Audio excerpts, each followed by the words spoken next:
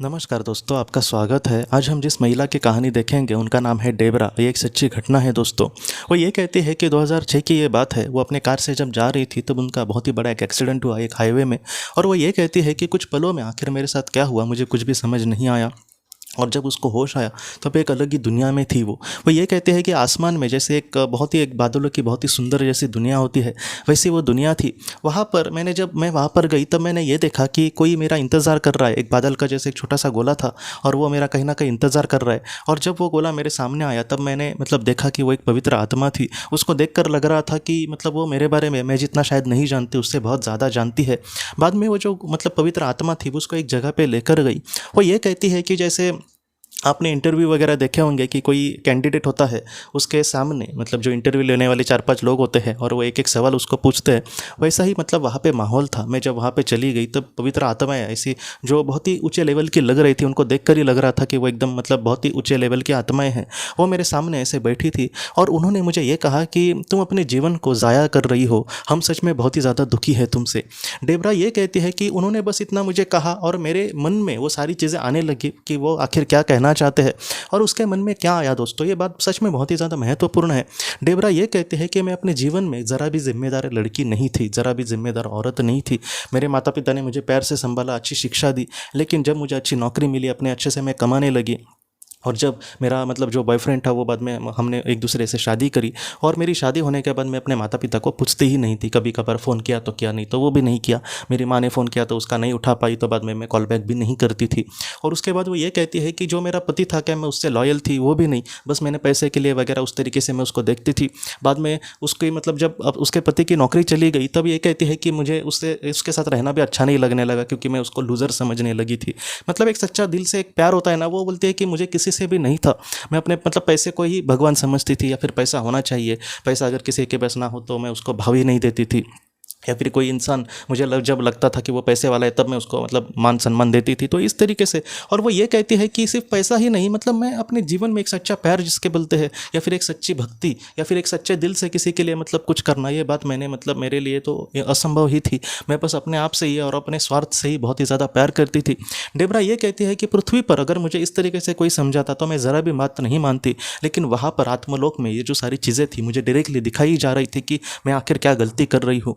बाद में वहाँ से एक पवित्र आत्मा ने उनको ये कहा कि अगर तुम ऐसे ही जीवन को जियोगी तो तुम बहुत ही निचले स्थान पर जाओगी, और जो भी तुमने दुख दिया है लोगों को वैसा ही दुख तुम्हारे बार बार सामने आते रहेगा जब तक तुम नहीं सुधरती। इसलिए जितना हो सके जीवन की जो गलतियां है उसको मानो और एक अच्छा इंसान बनने की कोशिश करना। अच्छा इंसान बनना ये लोगों की नहीं बल्कि तुम्हारी खुद की ज़रूरत है। अगर तुम अच्छी नहीं बनोगी तो इसकी जो सज़ा है तुमको बार बार मिलती रहेगी। डेबरा को ये भी सारी कुछ चीज़ें उसमें दिखाई दी कि अगर वो ऐसी ही बुरी बनेगी तो आके उसके साथ क्या क्या बुरा हो सकता है। और बाद में डेबरा ने मानी कि हाँ मैं एक अच्छे इंसान बनूंगी। और उन पवित्र आत्माओं ने यह भी कहा कि तुम्हारे साथ कुछ अच्छा हो, इसलिए एक अच्छे कर्म करना ये अच्छा नहीं है, बल्कि मैं दुनिया के लिए कुछ अच्छा करना चाहती हूँ और उसमें मुझे सच्ची खुशी मिलती है। सच्चा जो इंसान है वो इसलिए अच्छे कर्म करता है। डेबरा ने उनकी ये भी बात मानी और बाद में उन्होंने ये कहा कि तुम फिर से अभी पृथ्वी पर जाना और एक अच्छा इंसान बनना। हमें तुम पर भरोसा है कि तुम अपने जीवन में एक अच्छे इंसान बनोगी। बाद में डेबरा ने उनकी बातें मानी और वो ये कहती है कि मैं फिर से पृथ्वी पर लौट आई। जब वो पृथ्वी पर लौट आई थी तब उसका एक बहुत बड़ा एक्सीडेंट हुआ था, इसलिए कुछ लोगों ने एम्बुलेंस को फ़ोन किया था। बाद में वो अस्पताल में थी जब वो जाग गई दोस्तों। और बाद में उसका 1-2 ऑपरेशन भी करने पड़े थे क्योंकि उसको बहुत ही ज़्यादा चोट आई। वो ये कहते हैं कि 4 से 5 महीने लगे मुझे पूरे तरीके से ठीक होने में। और उसके बाद वो एक नई इंसान बन गई। वो ये कहने लगी कि मैं अपने माता के पिता के पास बार बार जाने लगी। बीच बीच में मैं उनसे जितना हो सके उनको कुछ देने की कोशिश करती थी। मैं आज उनके साथ घूमने भी जाने की कोशिश करती हूँ। मैं अपने पति से बहुत ज़्यादा दिल से आज प्यार करती हूँ। पहले मैं एक स्वार्थी प्यार करती थी, मैं आज उससे दिल से प्यार करती हूँ। मैं उसके लिए वही कहती हूँ कि तुम अपने जीवन में बस एक अच्छा इंसान बनना। मैंने अब तक पैसे को भगवान माना, लेकिन आज मुझे पता चला है कि जो सच्चा प्यार है, किसी के केयर करना वगैरह, यही सच्चा भगवान है। और भगवान भी इससे ही प्यार करेंगे। पैसे आएंगे जाएंगे, लेकिन एक सच्चा जो इंसान है वो कभी कभी जीवन में हमारे नहीं मिलता। तो इस तरीके से उसके सोच बदल गई और आज एक अच्छी ज़िंदगी जी कर अच्छे कर्म वो कर रही है दोस्तों। ये जो डेबरा की कहानी है हमको यही सिखाती है। यहाँ पे कोई ऐसे ना समझे कि कोई बुरा इंसान अच्छा बन गया तो सब कुछ अच्छा होगा। जो भी उसने बुरे कर्म किए हैं उसका फल उसके सामने ज़रूर आएगा, लेकिन सुधरना, ये जो बात है दोस्तों, एक आत्मा के लिए, एक इंसान के लिए बहुत ही ज़्यादा महत्वपूर्ण होती है। मुझे यहाँ पर महत्वपूर्ण बात यही लगती है कि अपनी जो गलतियाँ है उसको एक्सेप्ट करना कि हाँ मुझसे गलतियाँ हो सकती है। क्योंकि कुछ लोग ऐसे भी है कि उनको CCTV पर भी उनके अपराध दिखाए जाए कि तुमने चोरी करी थी, तुमने किसी को मतलब लूटा था, फिर भी वो मानेंगे ही नहीं, मतलब उनको मानना ही नहीं है। लेकिन आत्मलोक में ऐसा नहीं हो सकता कि मैंने तो कुछ बुरा नहीं किया, ऐसे कोई नहीं कह सकता।